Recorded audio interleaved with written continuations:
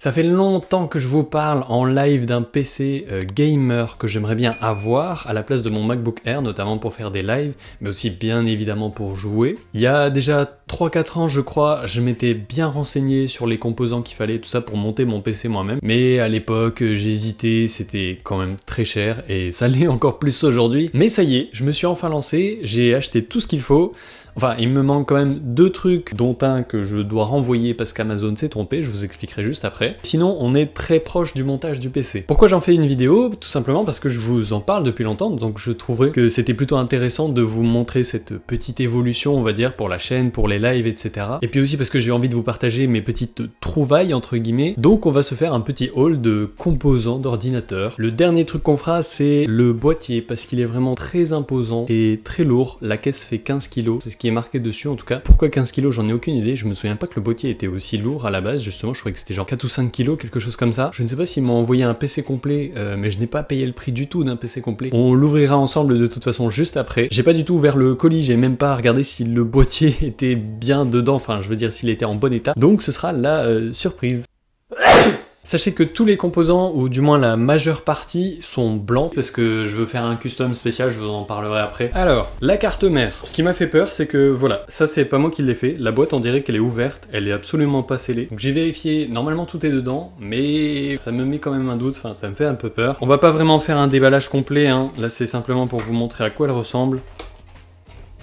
Hop là. Alors là comme ça... on dirait qu'elle est bleue, ce qui ne correspond pas du tout à ce que j'ai prévu. Mais je pense que c'est le sachet qui fait ça, c'est un sachet antistatique de ce que j'ai compris. Donc on va la retirer tout doucement. J'ai un peu peur, j'avoue. Voilà. Donc en fait, elle est blanche. Je la voyais bien blanche sur les photos, mais le souci c'est qu'il y a certaines photos, en fait tu te rends compte que selon le site, elle est finalement plutôt grisée, la carte mère. J'avais peur pour celle-ci qu'elle soit un peu plus grise qu'autre chose. Alors évidemment, tout ça c'est un peu métallisé, hein, tout ce qui est là, mais ça dérange pas du tout, je trouve, pour ce que j'ai prévu. Pour vous donner la référence, mais de toute façon je vous mettrai les liens Amazon dans la description, c'est la Asus TUF Gaming B850 BTF.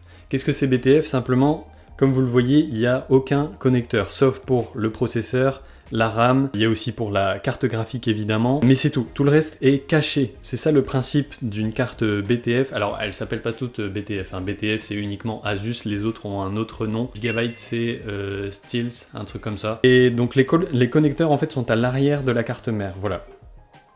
Parce que j'ai découvert, après l'avoir acheté, que mon boîtier était compatible avec ce genre de carte mère, ce qui fait qu'il n'y aura normalement aucun câble apparent, ils seront tous cachés derrière. Ce qui donnera normalement une configuration très propre. Ça me fait vraiment très peur de manipuler ces objets, j'ai l'impression que je vais péter un truc à tout moment. Au niveau du processeur, on est sur un AMD Ryzen 7 9850X 3D. Me demandez pas ce que ça veut dire tout ça, mais dans mes recherches, dans les longues recherches que j'ai faites, c'était le meilleur pour mon budget tout simplement. C'est le premier truc que j'ai reçu, je l'ai déballé tout de suite pour voir ce que c'était, même si je vois très bien à quoi ça ressemble un processeur, hein, mais j'avais besoin de l'ouvrir quand même, et bah c'est un carré quoi, en métal, voilà. Le SSD, 1 Tera, je pouvais pas mettre plus, hein, vraiment, j'ai déjà un petit peu dépassé le budget que je m'étais prévu. Pour l'instant ce sera 1 Tera, si je veux 2 Tera plus tard, je pourrais le rajouter. C'est aussi pour ça que j'ai fait des concessions sur ce genre de choses, c'est parce que c'est le genre de choses que je pourrais modifier plus tard. Et pour la RAM, bon, RAM blanche évidemment, hein, assez basique, crucial, c'est de la DDR5, 2 x 16 Go pour avoir 32 Go en tout. La RAM ça coûte très cher aujourd'hui, les prix continuent d'augmenter. À l'heure où je tourne cette vidéo, cette RAM là elle est à 455 €. 2 jours avant, je l'avais acheté à 400 €. C'est très fluctuant et malheureusement très cher. Ensuite, qu'est-ce qu'on a là? Des petits ventilateurs Corsair pour aller avec le boîtier. C'est un boîtier Corsair, comme ça je vous spoil un petit peu quand même. Donc ça ira très bien avec. C'est IQ Link, comme vous pouvez le voir là. C'est un nouveau truc de Corsair qui fait que tous les ventilateurs, en gros, enfin tout ce qui est de la marque Corsair peut être relié. Et du coup ça te fait moins de câbles parce que c'est relié à un seul hub si j'ai bien compris. Normalement il est inclus dedans. J'avoue que je les ai pas ouverts, mais de toute façon ça a quand même l'air d'être un produit neuf, hein, là pour le coup. Tout ça se pilote avec le logiciel IQ de Corsair, ce qui fait qu'on peut gérer évidemment le RGB depuis le logiciel, et comme tout est connecté, tout se change en même temps. Ça, c'était pour les 3 ventilateurs avant dans le boîtier. Ici, on a un ventilateur arrière. On va l'ouvrir ensemble celui-là parce que le scotch était défait, comme ça j'aurai une preuve vidéo en même temps. C'est un ventilateur reconditionné parce que c'était quand même 10 € moins cher que neuf. Je me suis dit, c'est juste pour le ventilateur arrière, je tente. On verra bien. C'est pas dramatique s'il est un petit peu abîmé ou un truc comme ça. Le seul truc qui me fait peur, c'est qu'il précise bien que les éléments non essentiels peuvent ne pas être inclus. Je ne sais pas ce que c'est pour eux un élément non essentiel, mais disons que si l'hélice du ventilateur n'est pas là, ça va être compliqué. Hop, voilà le ventilateur. Ouais, vous voyez, il est un petit peu abîmé hein, là-dessus. C'est pas très grave, hein, je me doutais un peu qu'il allait pas... Enfin, c'est le principe du reconditionné, hein, il est pas tout neuf. Du moment qu'il fonctionne bien, correctement et pendant longtemps, c'est pas dramatique. Comme ça, vous voyez en même temps à quoi ressemblent les 3 autres ventilateurs qui vont aller à l'avant du boîtier. Ils seront normalement exactement comme celui-ci, j'ai pris les mêmes. Et donc celui-ci est RGB aussi, il est normalement compatible avec IQ Link aussi. Pour aller avec tout ça, on a donc un water cooling. Pour ceux qui ne savent pas, c'est pour refroidir le processeur. C'est une sorte de boîtier qui est relié à des tuyaux dans lesquels passe du liquide pour refroidir, lui-même refroidi par 3 ventilateurs, enfin en tout cas là c'est 3, il peut y avoir que 2 ventilateurs, c'est possible aussi. Pareil, on va l'ouvrir ensemble, alors celui-ci je l'ai déjà ouvert tout seul pour vérifier qu'il était bien dedans et tout ça. Il est aussi reconditionné pour la simple et bonne raison qu'il était à 79 €. Pour le même neuf, chez Corsair c'était 200 €. Chez Amazon je me demande s'il est pas genre 145 € en ce moment, quelque chose comme ça. C'est aussi pour ça que je l'ai pris en reconditionné, c'est parce que ça coûtait quand même beaucoup moins cher. C'est énorme. Oui, c'est vrai que ça, je l'ai pas précisé. Je ne m'attendais pas du tout à ce que ce soit aussi énorme, tous les composants d'un PC. Pourtant, j'ai vu des vidéos de montage de PC hein, avant pour me renseigner. Je me suis fait la réflexion comme quoi les mains, elles me paraissaient un peu petites par rapport aux composants. Mais à ce point-là, j'imaginais pas. J'ai des grandes mains, hein, faut le savoir. Je sais pas si on se rend compte à la vidéo, mais c'est vraiment énorme pour ce que c'est, je trouve. Après, c'est cool, hein. Je trouve ça très cool.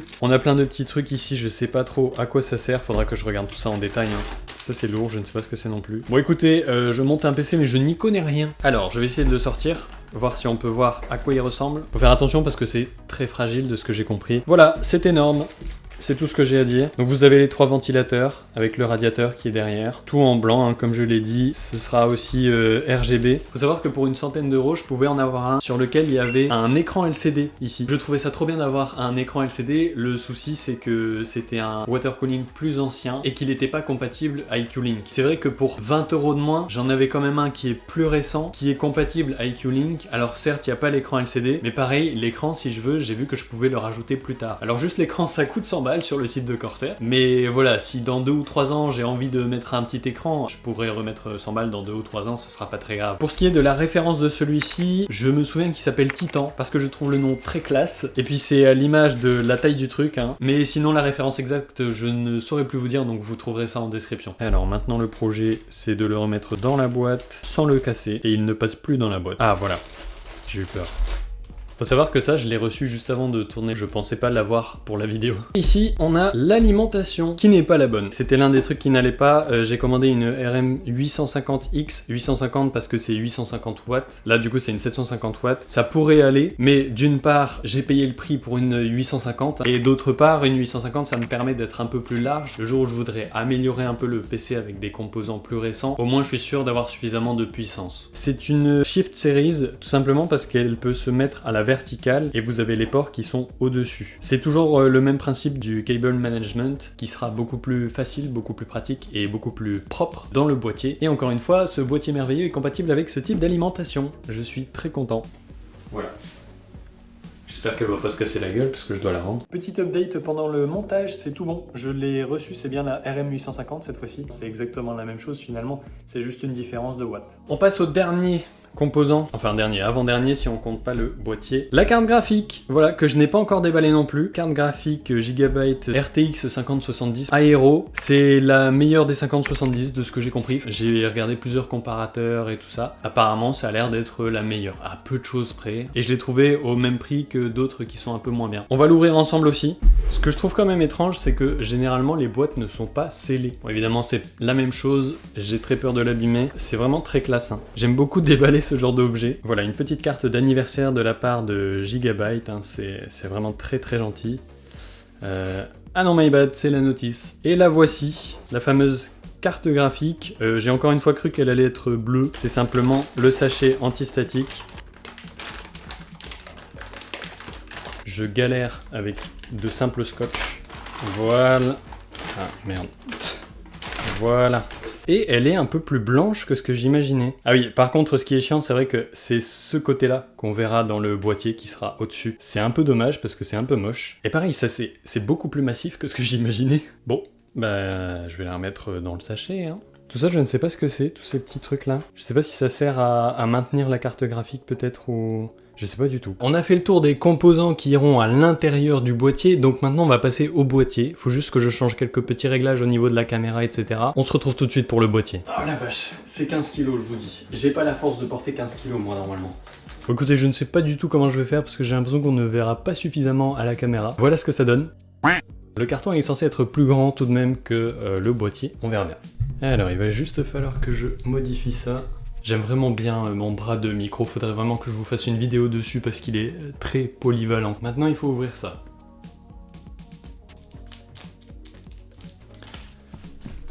En vrai je me disais que la vidéo allait servir de preuve au cas où il y a un problème, mais c'est tellement pas cadrable que non en fait, parce qu'on ne me voit même pas l'ouvrir, donc à tout moment j'ai modifié un truc ou quoi, enfin c'est un peu con finalement. C'est ouvert. Mais comment je vais faire moi pour le sortir de là? Attendez, j'ai une idée. Là, il est à terre. Maintenant, il faut l'enlever du carton, le poser sur le bureau. Et comme il fait toujours 15 kilos, je crois que je vais le coucher sur le bureau et essayer de le tirer, de le glisser du carton. On va tenter. Si vous voyez un gros boîtier qui tombe d'un coup à la caméra, c'est pas normal, mais c'est normal. Hop, on serre bien les abdos. Mais j'ai pas de place moi ici. Pour un PC de 15 kilos, c'est même pas un PC, c'est un boîtier. Ok, j'ai pas plus de prise, hein. Je ne sais pas comment faire. Ah c'est bon, ça marche mieux que ce que j'imaginais. Alors on va tirer un petit peu de l'autre côté. Voilà, je ne sais pas comment enlever le carton. Il y a le bras de micro qui gêne. C'est le carton de Mimimati. Ça n'en finit pas. Je vois pas le bout du boîtier. Je sais pas si vous le voyez vous là. Est-ce que vous voyez le bout? Maintenant le principe ce sera de basculer un peu le carton.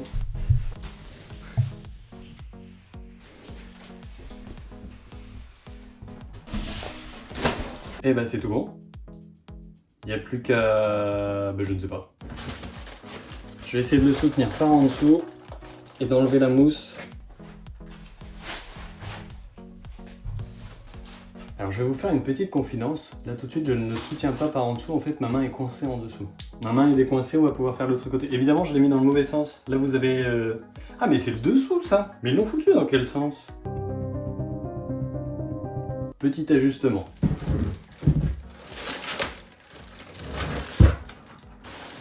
Voilà, c'est quand même plus simple comme ça. Alors il est magnifique. Je vais essayer de l'éloigner un peu pour que vous ayez un peu plus de visibilité. Normalement vous le voyez un petit peu mieux. On a le logo Corsair, là il y a juste une petite étiquette à enlever dessus. Sur le dessus, on a le bouton power évidemment, une prise USB-C, une prise jack, 4 prises USB, ça c'est très cool. Je vais essayer de le bouger pour que vous puissiez voir quand même les autres faces. Voilà, donc c'est plutôt pas mal, on voit bien. Vous l'avez peut-être vu juste avant, mais c'est un boîtier qui est très large parce que c'est un boîtier dual chamber, ça s'appelle. Vous avez deux chambres, hein, comme son nom l'indique. Vous avez la chambre que vous voyez là à travers la vitre, et derrière, je sais pas si vous voyez bien la caméra, mais on a une sorte de deuxième chambre à l'intérieur dans laquelle il y aura l'alimentation et tout le cable management, et c'est ça aussi qui permet d'avoir une configuration très propre, d'avoir tous les câbles à l'arrière pour que rien ne gêne quand on regarde les composants du PC. Ça c'est un boîtier qui vaut 200 €, je l'ai eu pour 75 €. Voilà. Je comptais pas m'acheter de PC gamer tout de suite. Hein. Premier degré, je comptais pas le faire tout de suite. Et c'est ma mère qui a trouvé cette promo sur ce boîtier. La promo n'était pas sur les boîtiers noirs, sinon j'aurais réfléchi et potentiellement je me serais retrouvé avec un boîtier noir parce que c'est ce que j'avais en tête en premier lieu. Mais finalement, je suis très content d'avoir un blanc parce que j'aimerais bien faire une petite customisation Overwatch. Je voudrais quand même un truc qui soit assez sobre, hein, pas quelque chose avec des autocollants Overwatch partout. Mais blanc, je trouvais que c'était une meilleure couleur que noir de toute façon. Comment ça mon ref?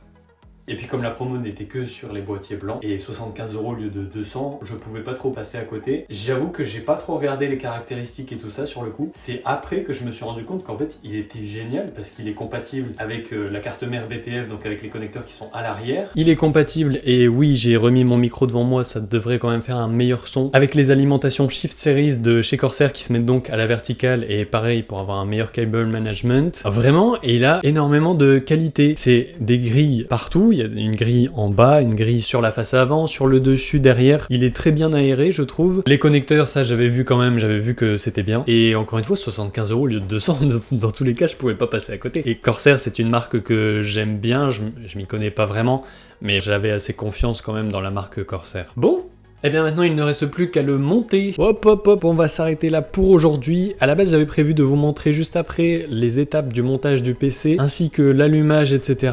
Mais finalement ce sera pas possible, j'ai pas fait de vidéo du montage, ni même de photos, parce que j'ai fait le montage avec quelqu'un, parce que moi je ne m'y connais pas assez, et puis c'est quand même mieux d'être deux pour le faire. Du coup je ferai simplement une autre vidéo où je vous présenterai le PC terminé, les performances, et 2-3 petits trucs que j'ai installés dessus. En attendant, j'espère que ce petit haul de composants vous a plu. Si c'est le cas, n'hésitez pas à liker la vidéo et à vous abonner pour avoir la suite des vidéos sur ce PC. N'hésitez pas non plus à faire un petit tour sur la chaîne Twitch, évidemment. Le lien est en description. Et on se retrouve soit en live sur Twitch, soit dans la prochaine vidéo.